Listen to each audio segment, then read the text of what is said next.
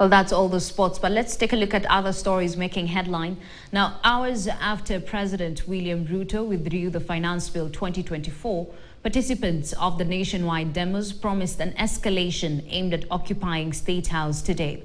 Our reporter Vera Mora tells us of a faceless, leaderless and tribeless group of Generation Z who now are using the hashtag Ruto must go after putting the country to a standstill for 2 weeks over Reject the Finance Bill 2024 demos.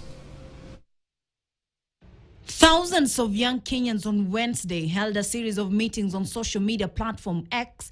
The discussion on the X space named Ruto has lost legitimacy, vowing to marshal a 10 million strong nationwide march to State House.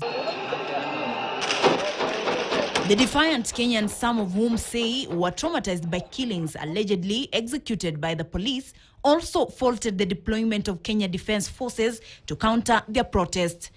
Earlier on the X space, the Gen Zs criticized President William Ruto for referring to them as criminals in his address to the nation on Tuesday evening.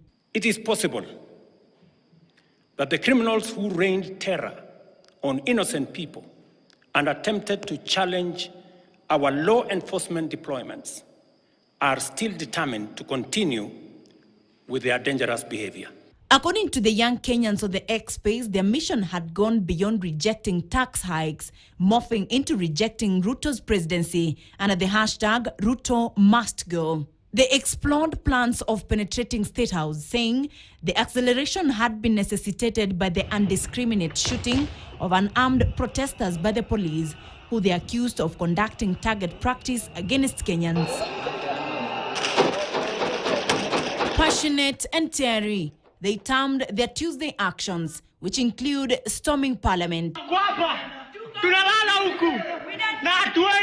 They will call the several Kenyans killed in the protest martyrs, urging that all who will fall in the hands of police to be honored. And when one came out as a leader, they greeted him or her in their own way. Gen Z it is, faceless, tribeless and leaderless.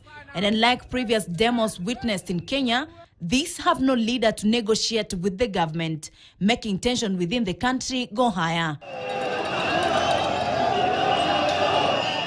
State House has been under heavy security protection as the world looks on to see what next for the Gen Z, which has vowed to occupy State House in their pursuit for liberation.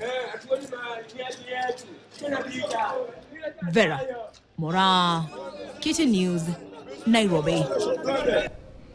When President William Ruto referred the Finance Bill 2024 back to Parliament with a memorandum that sought